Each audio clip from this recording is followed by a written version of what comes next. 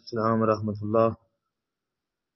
ایک بھائی نے پوسٹ بھیجی ہے، اس میں ایک روایت لکھی ہے۔ حضرت عبداللہ بن عباس رضی اللہ عنہ بیان کرتے ہیں، نبی کریم صلی اللہ علیہ وسلم نے ارشاد فرمایا، اے بنی عبد المطلب، میں نے تمہارے لیے اللہ تعالیٰ سے 3 چیزیں مانگی، تمہیں ثابت قدم رکھے، تمہارے گمراہوں کو ہدایت دے اور تمہارے جاہلوں کو عالم بنا دے، یعنی یہ 3 دعائیں۔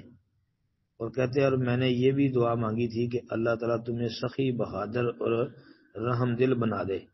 چنانچہ اگر کوئی آدمی رکن یمانی اور مقام ابراہیم، یعنی رکن اور مقام مراد رکن یمانی اور مقام ابراہیم کے درمیان کھڑا ہو کر نماز پڑھتا ہو اور روزہ دار بھی ہو، پھر وہ فوت ہو جائے لیکن وہ محمد الرسول اللہ کے اہل بیت سے بغض رکھتا ہو تو وہ دوزخی ہے۔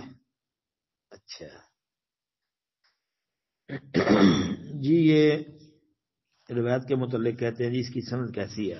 سند تو صحیح نہیں ہے اس کی، یہ تو منکر روایت ہے اور یہ کئی کتابوں میں آتی ہے۔ مستدرک حاکم کے اندر یہ 4712 نمبر پر، یعنی 4712 نمبر پر یہ موجود ہے۔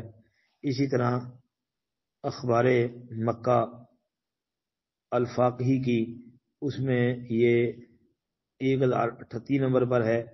اسی طرح امام یعقوب بن سفیان الفصفی کی جو المعرفہ والتاریخ ہے، اس میں جلد 1 صفحہ 505 پر یہ موجود ہے۔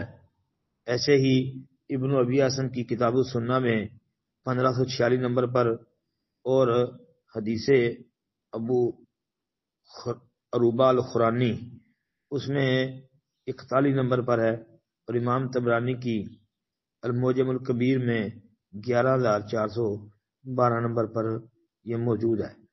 لیکن یہ روایت منکر ہے، اس لیے کہ علل کے بہت بڑے امام العلل امام ابو حاتم رحمۃ اللہ علیہ نے اس روایت کو اپنی کتاب العلل میں درج کیا ہے، جلد نمبر 6 صفحہ 406-407 پر، اور صفحہ نمبر 407 کے اوپر روایت کے آخر میں یہ بات لکھی ہے کہ ھذا حدیث منکر، لہذا یہ تو منکر روایت ہے بھائی۔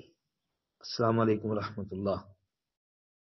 وعلیکم السلام ورحمۃ اللہ وبرکاتہ۔ جی، یہ سنن ترمذی کی 257 نمبر حدیث کے متعلق پوچھ رہے ہیں، جو عبداللہ بن مسعود رضی اللہ عنہ کی حنفی پیش کرتے ہیں ترک رفع الیدین پر، کہ صرف شروع نماز میں رفع الیدین کیا، پھر دوبارہ نہیں کیا اللہ کے رسول نے، یہ پیش کرتے ہیں۔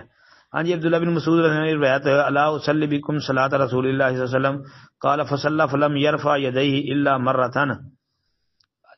یہ سنن ترمذی میں 257 نمبر، سنن نسائی میں 1059 اور 1027 دو جگہوں پر موجود ہے۔ اچھا، سنن نبی داؤد میں 748 نمبر پر یہ موجود ہے۔ اچھا، یہ روایت ثابت نہیں ہے۔ ایک تو یہ ہے کہ سند کے اندر سفیان ثوری کی تدلیس ہے، اور سفیان ثوری کا انانا جو ہے یہ بریلوی دیوبندی بھی نہیں مانتے، وہ کہتے ہیں جب مدلس راوی ان سے بیان کرے روایت ضعیف ہوتی ہے۔ اچھا، دوسرے نمبر پہ یہ روایت نقل کرنے کے بعد امام ابو داؤد رحمۃ اللہ علیہ نے اس پر جرح کی ہے، فرمایا ھذا حدیث مختصر من حدیث طویل ولیس هو بصحیح علی ھذا اللفظ۔ جی، مطلب کہ یہ حدیث ایک لمبی حدیث سے مختصر ہے اور ان الفاظ میں صحیح نہیں ہے، یہ امام ابو داؤد کی جرح ہے۔ اس کے علاوہ ترمذی کے اندر یہ تو آپ کو نظر آ گیا کہ امام ترمذی نے اس کو صحیح یا حسن کہہ دیا ہے، حنفیوں کو نظر نہیں آیا کہ امام ترمذی رحمۃ اللہ علیہ ساتھ ہی امام المحدثین امام عبداللہ بن مبارک رحمۃ اللہ علیہ کا قول بھی ذکر کیا ہے، وہ فرماتے ہیں کہ یہ ثابت نہیں ہے، یہ روایت ثابت نہیں۔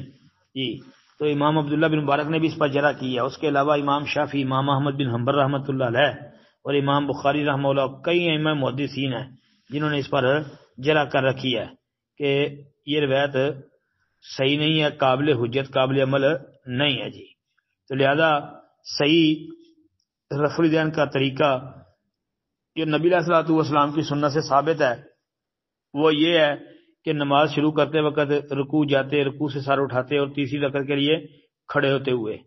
جی، یہ 4 مقام ہیں رفع الیدین کرنے کے۔ جو کہ سنت سیاح سے ثابت ہے. السلام علیکم ورحمۃ اللہ.